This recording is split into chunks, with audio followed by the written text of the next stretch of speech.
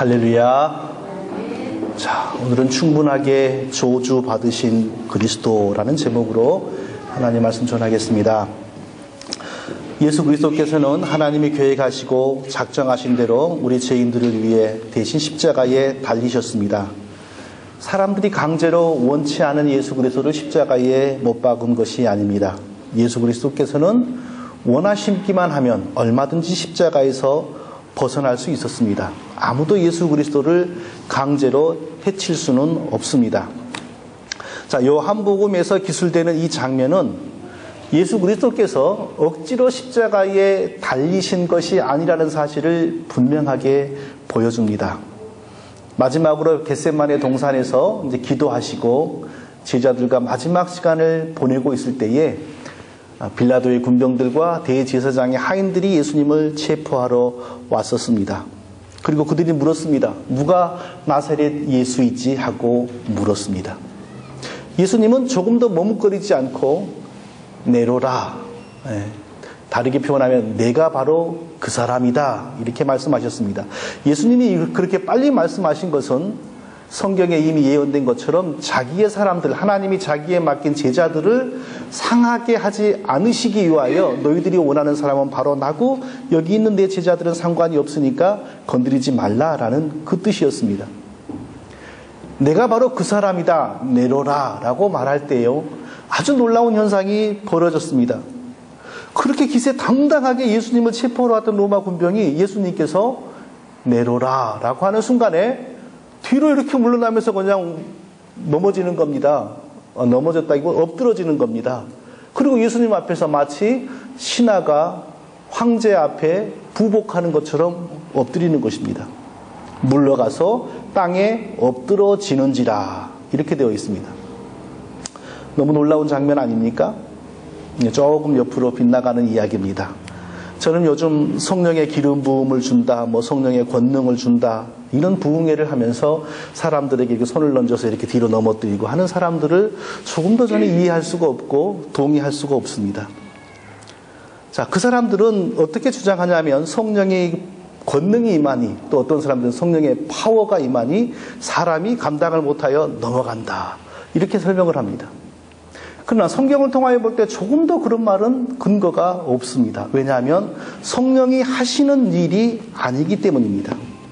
성령은 세상에 왜 오셨냐 하면 예수 그리스도를 더욱더 분명하게 우리에게 이해시키기 위하여 오셨습니다. 하나님의 말씀의 뜻을 더욱더 명료하게 이해시키셔서 하나님 말씀 안에서 우리가 살아갈 수 있도록 돕기 위하여 성령이 세상에 오신 것입니다. 예수님은 승천하시기 전에 대신 오실 보혜사 성령에 대해서 제자들에게 가르치셨습니다. 아주 중요한 말씀들을 하셨는데 요약하면, 성경에 있는 그대로를 제가 반복하면 이렇습니다. 그가 나를 증거하실 것이요. 여기서 그는 보혜사 성령입니다. 성령은 세상에 오면 예수 그리스도를 증거하는 일을 합니다.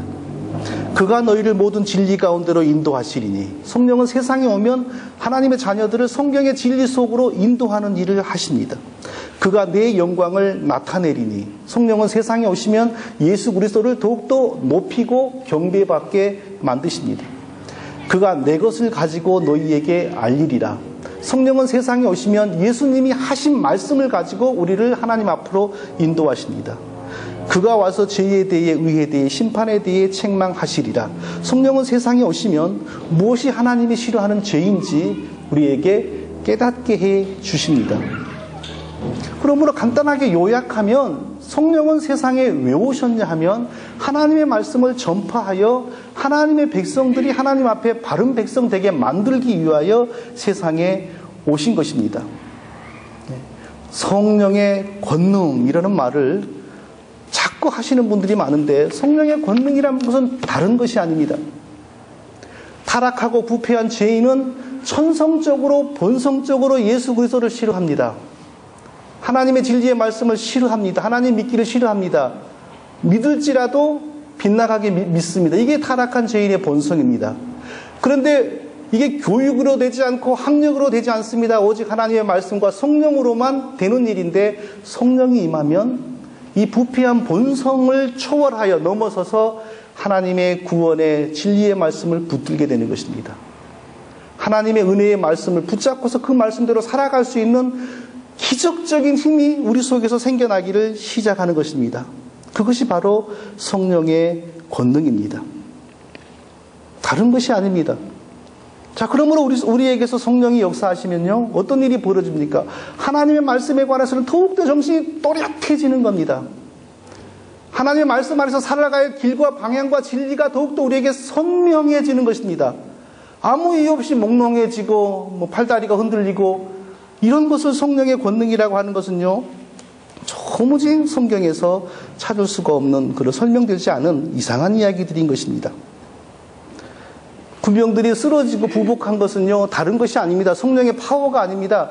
감히 죄인들이, 영원히 저주받을 수밖에 없는 죄인들이 창조주 하나님을 체포하게 하러 오니까 예수 그리스도께서 잠시 자기가 누구인지를 계시한 것입니다. 그냥 평범하게 내려라 라고 말씀하셨지만 그 순간에 예수 그리스도 안에 있는 죄인이 감당할 수 없는 신성이 드러난 것입니다. 그러니까 죄인들이 그 자리에서 하나님을 감당하지 못하고 엎드려진 것입니다. 그것은 무엇을 계시하는 거냐면 장차 예수 그리스도의 피로 죄사함 받지 못하고 죽음을 맞아 하늘에 가는 모든 죄인들이 하나님 앞에서 서지 못한다는 사실을 계시하는 것입니다. 그것을 가지고 성령의 기름 부음이니 성령의 권능이니 하면서 사람이 파워가 임하니까 쓰러진다. 이게 얼마나 우리의 신앙을 미혹하는 어리석은 이야기입니까? 예수님은 원하시면요, 얼마든지 십자가를 피할 수가 있으셨습니다. 내가 바로 그니라. 한 말씀 하니까 군병들이 나자빠지지 않습니까?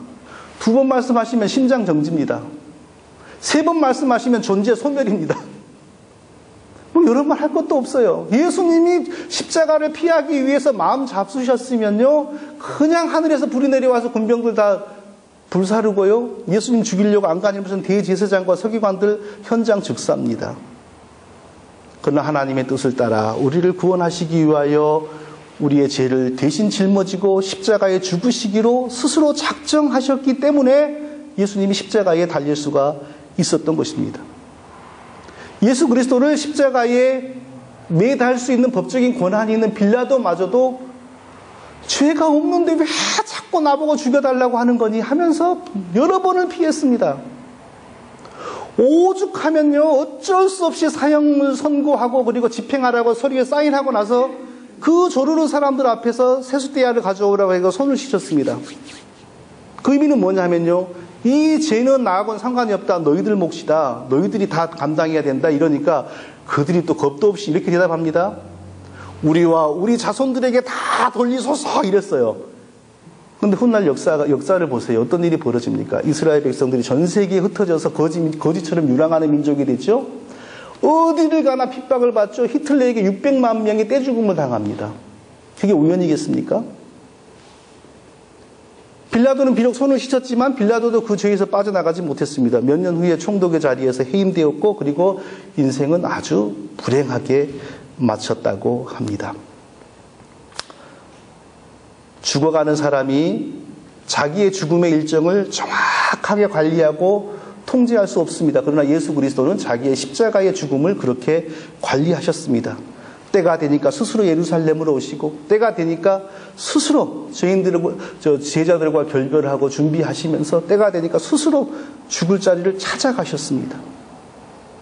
자, 오늘은 드디어 이제 예수 그리스도께서 십자가에 달려 죽으시는 장면인데요. 여기서 발견되는 중요한 사실 몇 가지를 살펴보겠습니다.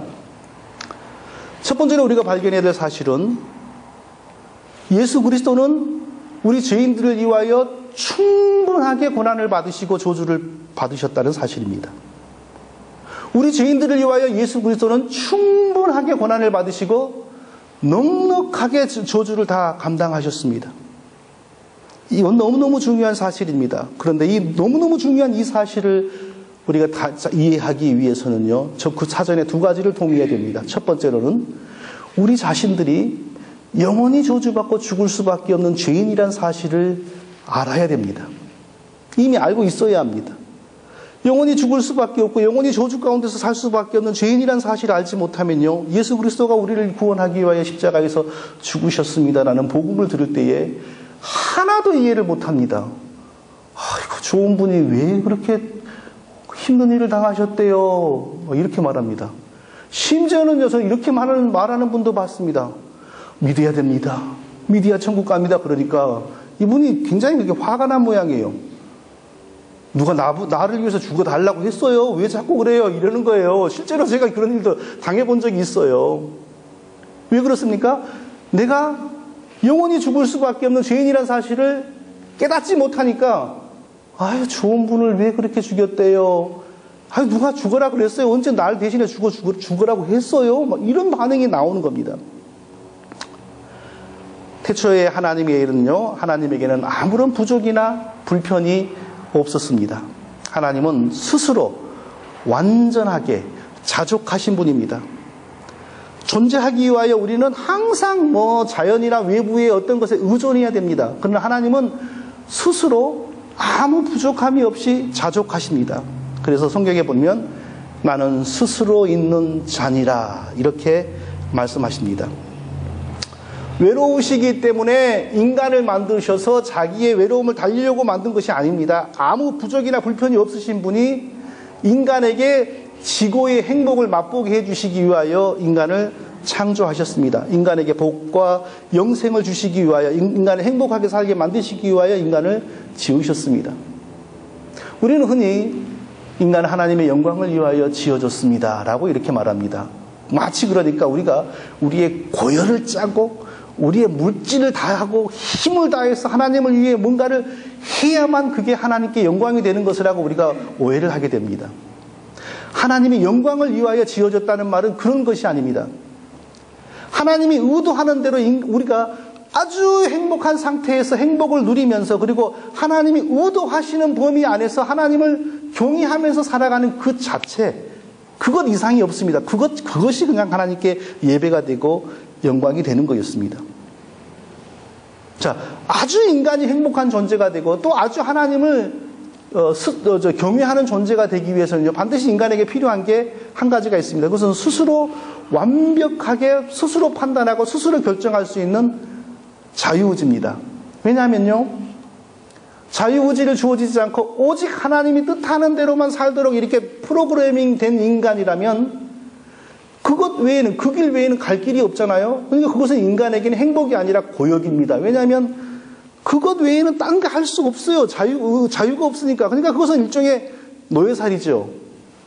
그런 삶은 절대 인간 자신을 행복하게 못하고 또 하나님께도 진정한 경배가 되지 못합니다. 그래서 하나님은 진정으로 인간을 행복하게 만들기 위해서 스스로 완전히 판단하고 결정할 수 있는 의지와 인격을 주셨어요. 얼마든지 이 길로도 갈 수 있고 이 길로도 갈 수 있고 이 길로도 갈 수 있음에도 불구하고 하나님이 의도하신 이 길을 갈 때, 즐거이 이 길을 갈 때, 그게 인간에게는 행복이고 그게 하나님에게는 영광이고 경배가 되는 것입니다. 그러니까 얼마나 하나님이 인간을 존중하신 겁니까? 최고의 존재로 대하신 것이죠. 그러나 인간은 하나님이 주신 그 완전한 인격과 자유스러운 인격과 의지를 어떻게 사용했습니까? 하나님과 동등되는 존재가 되는 아주 교만한 발상으로 잘못 오용했습니다. 하나님을 배반하고 하나님과 똑같아지려고 하는데 사용하고 말았습니다. 그것이 바로 하나님을 대적하는 것이고 하나님을 배반하는 것이었습니다. 그러므로 하나님이 그 반역과 대적에 대한 형벌로서 영원한 죽음을 선고하셨고, 그리고 모든 인간은 일정한 시간이 지나면 죽어 다시 흙으로 돌아갈 수밖에 없었고, 또 그 영혼은 영원한 지옥의 흑암에 처해질 수밖에 없는 것입니다. 그런데 하나님의 사랑이 여기서 놀랍게 나타납니다. 자, 보통의 존재들 같으면 나를 그렇게 배반한 사람이라면 잊어버리거나 제일 잘하는 것이 잊어버리는 거죠. 그러나 보통은 더 가서 적극적으로 보복하는 거죠. 그럼 하나님 어떻게 하시냐? 그 인간을 죽이지도 않고요, 그 인간을 버리지도 않고요, 너는 나하고 이제부터 상관이 없다, 나는 새로운 종류의 인간을 창조하여 이 종류를 나의 자녀로 삼는다, 그렇게 하지도 않았습니다. 그 타락하여 죽을 수밖에 없는 인간을 다시 회복하여 다시 하나님의 자녀로 삼기로 작정하셨습니다. 이게 바로 하나님의 사랑입니다. 우리가 뭘 했다고? 아무것도 한 게 없습니다. 그러나 하나님은 우리를 사랑하셨기 때문에 타락한 자를 죽이지 않고 영원한 흑암에 처해진 자를 그대로 버리지 않고 다시 회복하여 하나님의 자녀로 삼기로 작정하셨는데 그 일이 바로 예수 그리스도가 세상에 오셔서 십자가에 달리신 것입니다. 타락한 인간에게는 아무런 스스로의 힘과 지혜로 하나님의 자녀가 될 수 있는 길이 없습니다. 아무리 노력해도 타락한 인간에게는 그 방법이 나오지 않습니다. 그래서 하나님께서, 죄 없으신 하나님께서 사람이 되시어 죄 있는 모든 사람들을 대신하여 십자가에 달려 죄인이 받아야 할 모든 고난과 저주를 다 당하신 것입니다. 예수님은 오직 그 한 가지 목적을 가지고 이 세상에 오셨습니다. 예수님이 이 죄인들을 대신하여 받으시는 저주가 이제 마지막 밤에 겟세마네 동산에서 잡히시면서 본격적으로 집중되기 시작했습니다. 자, 제일 먼저 잡히셔서 전직 제사장 안나스의 집으로 끌려갔습니다. 그리고 거기서 이건 불법적인 사설 재판입니다. 예수님이 한마디 바른 얘기했더니 감히 대제사장에게 말대꾸하냐 하면서 그 제사장의 하인들이 예수님을 주먹으로 막 치기 시작합니다. 얼굴을 가리고 몽둥이로 얼굴을 때립니다. 성경은 정확하게 나오지 않았지만 아마 눈이 퉁퉁 붓고 얼굴이 퉁퉁 부었을 겁니다. 그리고 그 다음에는 현직 제사장 가야바의 집에 가서 이 재판을 받습니다. 그게 바로 이스라엘의 최고 재판인 산헤드린입니다. 근데 거기서 말할 수 없는 모욕과 조롱을 다 당하십니다. 창조주 하나님께서 죄인들 앞에 죄인의 신분으로 서서 그들의 조롱과 그들의 멸시와 그들의 천대를 다 받으시는 이 과정이 얼마나 모욕이고 수치입니까? 왜 그랬습니까? 우리 죄인들이 받아야 할 저주와 수치를 다 당하신 것입니다. 그리고 그 다음에 이제 실질적으로 사형을 선고할 수 있는 로마의 총독 빌라도에게 끌려가셨습니다. 끌려갈 때 뭐 곱게 끌려갔겠습니까? 이렇게 묶여서 가지 않았겠습니까? 창조주 하나님께서 죄인들에게 끌려가시는 겁니다. 빌라도가 보니까 아무리 봐도 죽일 만한 죄가 없거든요. 그래서 관여하기 싫어서 이 나사렛 갈릴리 출신이라 그러니까 나사렛 갈릴리 담당인 헤롯 왕에게 보내버렸습니다. 그 밤에.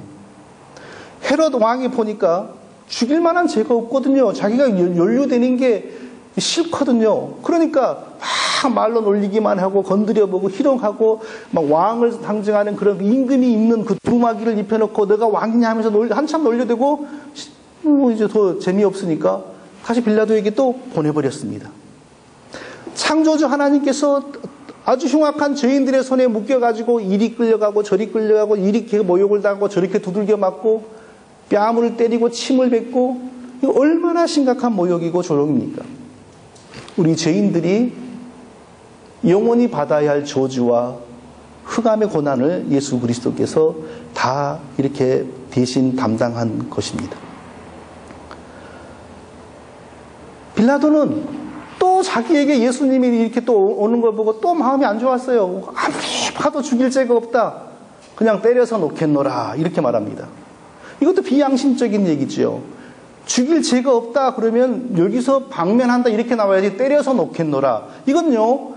죽여달라고 아우성을 치는 사람들의 마음에 감정풀이를 대신해 주겠다는 겁니다. 그래서 사람들을 보는 앞에서 예수 그리스도의 옷을 벗기고 묶어가지고 마치 죄가 있는 죄인을 치듯이 잭치게 끝에 이게 새 갈고리, 조그만 갈고리 달려있는 책칙으로 약 40대를 후려쳤습니다. 그냥 단순한 가죽끈이 아닙니다. 가죽끈 끝에 아주 산발이 압정 같은 게 달려있기 때문에 피부에 박힙니다. 그걸 박힌 상태에서 다시 잡아당기면 그대로 살이 찢어집니다. 대제사장의 집에서 얼굴이 이렇게 가려놓고 막 때리고 해서 얼굴이 퉁퉁 부었죠. 몸은 또 그 지경이 되니까 아주 만신창이가 되는 거죠. 왜 이렇게 예수 그리스도가 고난을 당합니까?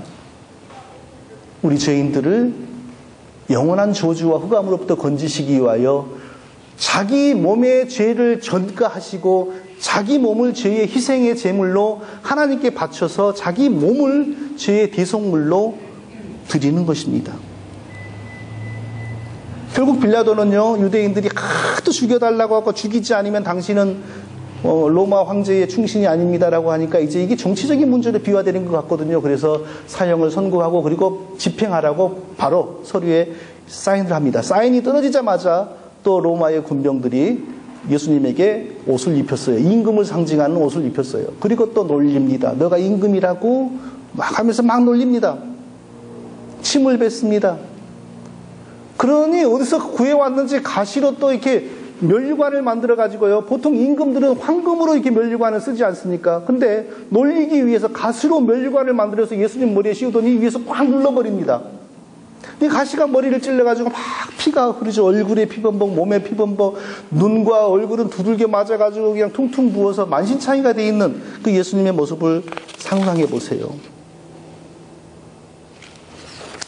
그리고 이제 오전에 해가 뜨니까 가서 이제 사형을 집행하기 위해서 다시 놀릴 때 입혔던 그 왕을 상징하는 옷들을 벗기고 예수님의 원래 옷을 입혔습니다. 그리고 끌고 갔습니다. 그런데 또 그냥 끌고 가는 게 아닙니다. 십자가에 달려 죽는 죄인은요, 반드시 자기가 십자가 달려 죽을 그 나무를 스스로 짊어지고 가야 합니다. 십자가가 이렇게 된 나무와 이렇게 된 나무가 있지 않습니까? 근데 이렇게 수직으로 서 있는 나무는 현장에 미리 준비되어 있습니다. 서 있습니다. 근데 옆으로 되어 있는 나무는 제수가 감옥에서부터 자기가 짊어지고 가는 겁니다. 근데 그 나무가 대략 100파운드, 한 50kg, 60kg 이 정도라고 합니다. 그게 가볍지 않잖아요. 근데 꼬장 은밀하게 가는 게 아니고요. 그 마을에서 가장 사람들의 출입이 많은 대로를 통과하여 일부러 많은 사람들이 있는 곳으로 지나갑니다. 왜냐하면 십자가에 달려 죽는 죄수에게 철저하게 수치와 모욕을 주는 겁니다. 십자가에 달려 죽는 것은요, 죽이는 방법 중에서 가장 이건 정말 비인격적이고 비인권적인 그런 사형인 것입니다. 이 과정을 다 겪으시는 동안 예수 그리스도의 몸과 영혼과 인격과 정신은 완전히 파괴되었고 완전히 다 무너져 버렸습니다. 그리고 사형 집행 현장에 도착하자 예수님이 그 짊어지고 오신 그 나무를 내려놓더니요, 예수님을 그 위에 눕혔습니다. 양팔을 벌리더니 양쪽 팔목에다가 또 하나씩 못을 박습니다. 근데 그 못만으로는 체중을 감당할 수 없으니까요, 체중을 감당하도록 팔을 그 나무 위에 밧줄로 또 묶었습니다. 그리고 높이 세워진 막대기에 이제 도르래 같은 것이 있겠죠. 줄을 잡아 당기니까 예수님이 그 나무와 함께 위로 이렇게 공중으로 떠서 이렇게 세워진 나무에 이렇게 딱 대어지는 겁니다. 그리고 마지막으로 예수님의 발을 이렇게 포개어서 이렇게 수직으로 세워진 나무 위에 올리더니 큰 못 하나로 두 다리를 꿰뚫어서 또 못을 박았습니다. 체중이 그래도 밑으로 실릴 거 아닙니까? 그 못 자고 그 뼛속으로 통과한 그 얼마나 아프겠어요. 그 맨정신으로 그 고통을 감당할 수 있겠습니까? 가만히 있으면 그래도 좀 나을 수 있을런지도 몰라요. 그런데 숨을 쉬게 되잖아요. 숨이 끊어지기 전에는. 숨이 끊어지기 전에는 숨을 쉬는데 숨을 쉴 때마다 몸이 움직이는 겁니다. 아무도 그것을 우리가 실험해 보진 않았지만 살아있는 동안에 아마 그보다 더 당할 수 있는 더 심한 고통은 없을 겁니다. 십자가에서 그렇게 죽어가는 제수에게요, 마지막으로 베풀어주는 자비가 있었습니다. 그건 뭐냐면요, 포도주에다가 짐승의 쓸개즙을 타서 마시게 하는 겁니다. 높이 달려있으니까 컵으로 줄 수 없으니까 스폰지 같은 뭉치에다가 적셔가지고 입에 대주면 그것을 빨아먹는 겁니다, 제수들이. 근데 그걸 왜 주는 거냐면요, 쓸개즙과 포도주를 마시면 마취 효과가 있다고 합니다. 그러니까 죽는 죄인이 조금 덜 고통스럽게 죽어가도록 배려해 주는 것입니다. 다른 제수들은 그걸 빨아먹었어요. 근데 예수 그리스도는 거절했습니다. 왜 그랬는 줄 아세요? 죄인들이 당해야 될 그 저주와 고통을 철저하게 대신 당해야만 대신 죄인들이 살 수 있는 겁니다. 예수 그리스도가 우리가 당해야 될 저주와 고통을 처절하게 당해야만 우리의 죄가 사해지는 겁니다. 근데 예수님이 그 고통을 좀 줄이기 위하여 마취약을 먹어버리면요, 하나님 보시기에 예수 그리스도가 당하는 저주와 고통이 그 분량에 안 미칠 수도 있는 겁니다. 그래서 예수 그리스도는 우리가 받아야 될 저주와 고통이 하나님 보시기에 철저하게 예수 그리스도의 온 몸과 정신과 마음과 영혼으로 다 감당하여서 완전한 대속의 제사가 되게 하시려고 마취제를 거절하신 것입니다.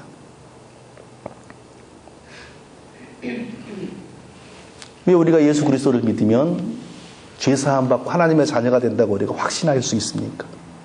예수 그리스도가 이와 같이 내가 받아야 될 저주와 고통을 완전하게 대신 감당했기 때문입니다. 우리 스스로 깨끗해질 수 있는 길이 없습니다. 우리가 어떤 행위로나 어떤 노력으로 우리 자신을 깨끗하게 죄 없게 할 수 있는 방법이 없습니다. 오직 하나님이 내어주신 유일한 길, 죄 없으신 예수 그리스도가 십자가에 달리셨는데 내가 그분을 믿을 때에 나의 죄가 그 십자가로 보내어지는 것, 그래서 하나님이 우리를 의롭다고 인정해 주시는 것, 그거 외에는 우리가 죄사함 받을 수 있는 길이 전혀 없습니다. 사랑하는 성도 여러분, 우리가 이 선물을, 이 은혜를 하나님으로부터 받았으니 우리가 얼마나 놀라운 복을 받은 사람들입니까? 이 놀라운 복을 받았다고 확신하신 분들은 한번 진짜 진지하게 아멘해 보세요. 할렐루야. 네. 모든 사람들이 다 이 복을 받는 게 아닙니다. 어떤 사람에게는 아무리 가서 얘기를 해줘도 조금 더 마음에 느낌이 안 오는 사람들이 많습니다. 아무리 설명을 해도 절대로 마음에 이게 들어오지도 않은 사람들이 너무너무 많습니다. 이 믿음은 우리가 만들어내는 것이 아니고요. 이 믿음은 우리가 찾아서 가지는 것이 아니고, 이 믿음은 하나님이 택하신 자들에게 거저 주시는 하나님의 선물입니다. 이 얼마나 놀라운 일입니까?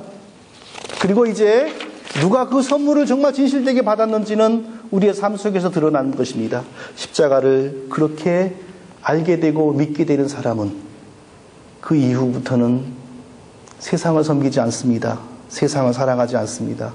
세상의 신에게 굴복하지 않습니다. 오직 예수 그리스도를 사랑하고 예수 그리스도에게 충성을 다하고 예수 그리스도에게 헌신하며 살아갑니다. 저와 우리 모두가 예수 그리스도를, 나를 대신하여 충분하게 저주와 고난을 받으신 예수 그리스도를 진정으로 사랑하고 따르는 우리 모두가 될 수 있기를 예수님의 이름으로 축원드립니다. 자, 두 번째로 우리가 또 오늘 내용에서 살펴야 될 중요한 사실은요, 예수 그리스도의 십자가를 알고 깨닫고 경험하는 것이 우리의 인생을 변화시키는 아름다운 은혜이고 복이라는 사실입니다. 인생은 예수 그리스도의 십자가를 알기 전에는 결코 변화되지 않습니다. 복을 받았다고 할 수도 없습니다. 예수 그리스도의 십자가를 경험하고 십자가에 참여하면서 우리의 인생은요, 상상할 수 없을 정도로 엄청나게 품격이 달라지기를 시작합니다. 사람과 짐승의 생애의 본질적인 차이가 뭔지 아십니까? 다른 것이 아닙니다. 사람이 옷을 입고 있고, 사람이 그것보다도 가장 본질적인 차이는요, 사람은 영혼을 사모하는 그런 마음이 있다는 겁니다. 짐승에게는 그런 것이 없습니다.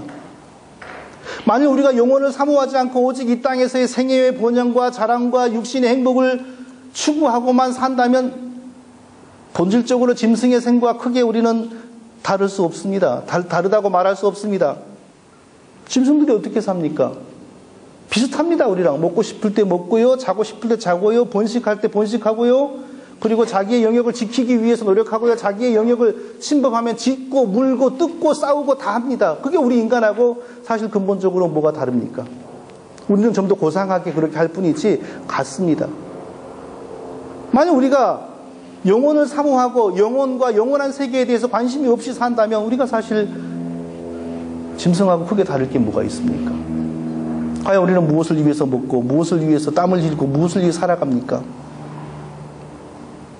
우리가 자식을 위해서 애쓰고 자식을 지극정성으로 돌보는 이런 모습이 짐승하고 다른 겁니까? 아니요. 짐승도 똑같이 합니다요. 동물의 왕국을 보면요, 참 신기한 장면이 있습니다. 보통 때 뱀이 나타나면 다람쥐는 도망을 갑니다. 그런데 뱀이 다람쥐 새끼를 위협하니까요, 다람쥐 애미가 뱀하고 싸우는데요. 정말 놀랬습니다. 다람쥐가 뱀을 물어 죽이는 걸 내가 봤다니까요. 부모가 사람이 자기 자식 애끼는 거나, 그게 사람에게만 있는 줄 아세요? 짐승에게도 다 있어요. 그런 걸 가지고 인간됨이라고 우리는 말할 수 없어요. 우리가 짐승하고 뭐가 어떤 면에서 다르냐? 우리에게는 영혼을 사모하는 마음, 내가 죽고 나서 나를 지으신 창조주 하나님 앞에 가서 영생 복락을 누려야 하겠다는 이 마음이 없고 이 신앙이 없다면요, 본질적으로 우리는 똑같습니다. 그래서 농담으로 에이 짐승 같은 사람이지만 그게 아무 뜻 없는 농담이지만 사실은 거기 안에 약간의 의미가 그게 있는 것입니다. 고대 철학자가 말한 것처럼 존재하는 모든 것 가운데 인간은 가장 영리하고 뛰어난 존재입니다. 그래서 만물의 영장입니다. 그러나 누가 우리를 지었는지, 죽고 나서 어디를 향하여 가는지, 누구 앞으로 가게 되는지, 영혼에 대해서 무관심하고 알지 못하는 인간은 본질적으로 이 땅에서 배부르게 살다가 포동포동 쌀이 졌다가 그리고 도살장으로 끌려가서 죽거나 늙어서 죽고, 그 짐승하고 뭐가 다르겠어요?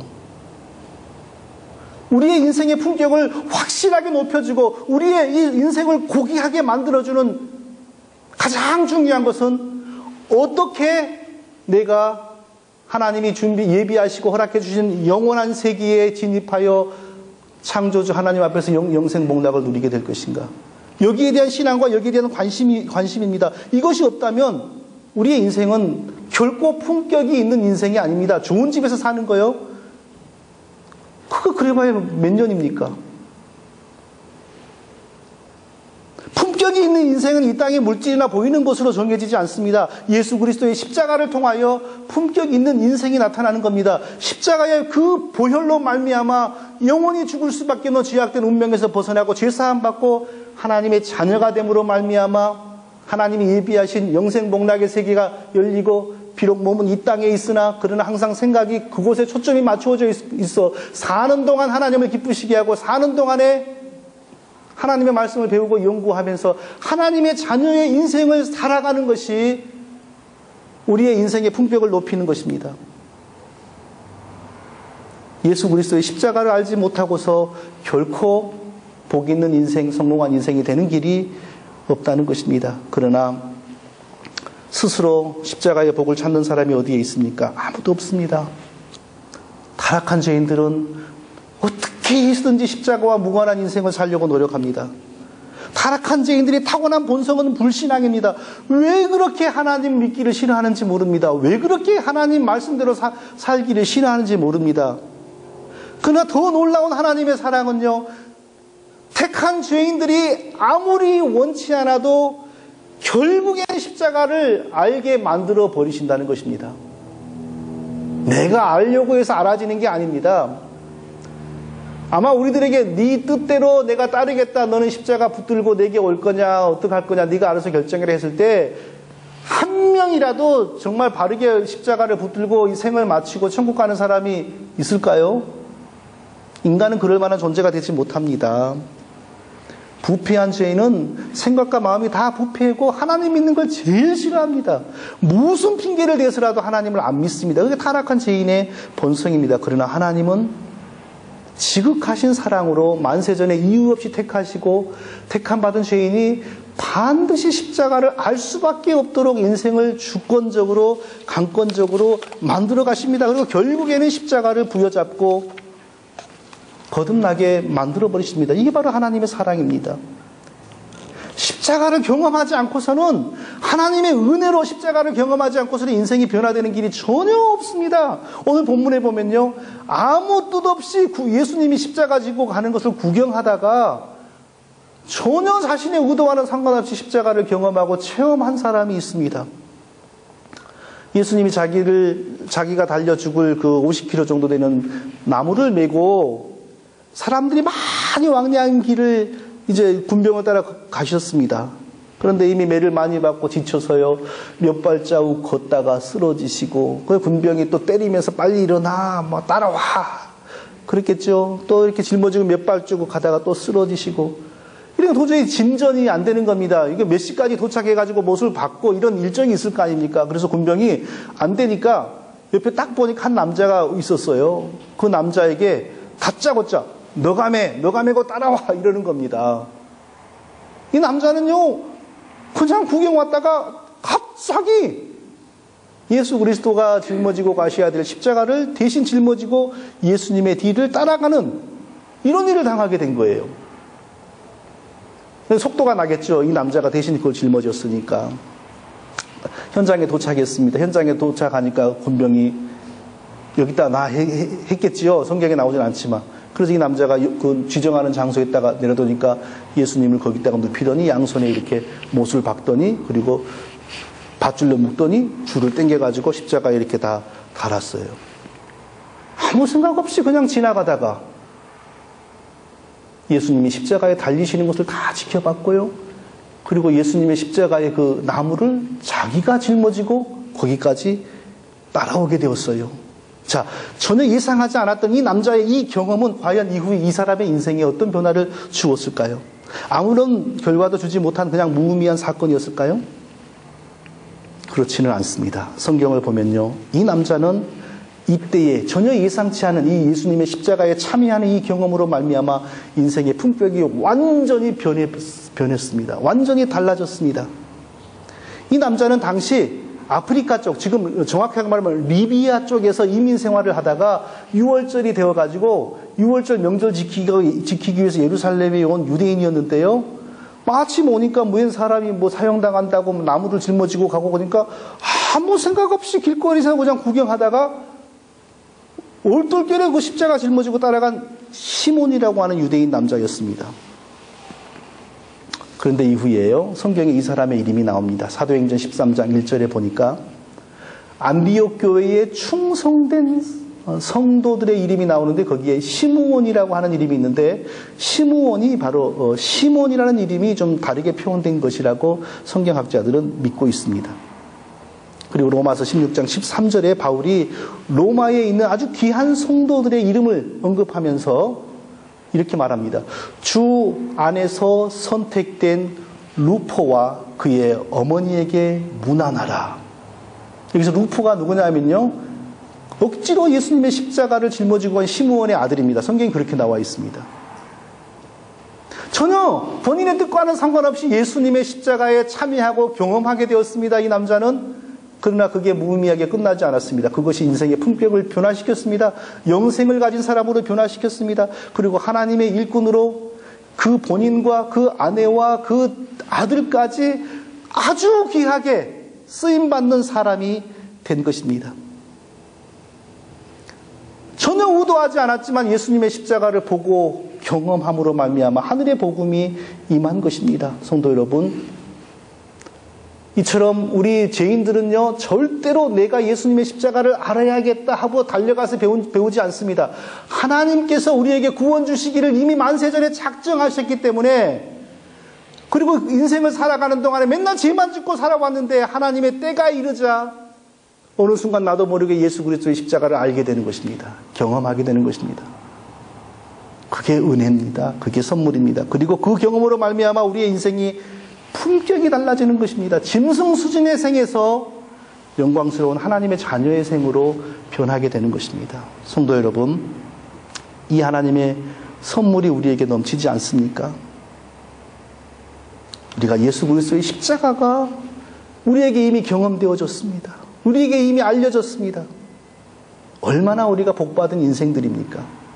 이 은혜를 다 깨달아 알고서 더욱 감사하고 이 십자가 부여잡고 남은 인생 믿음으로 살아가는 우리 모두가 될 수 있기를 예수님의 이름으로 축원드립니다.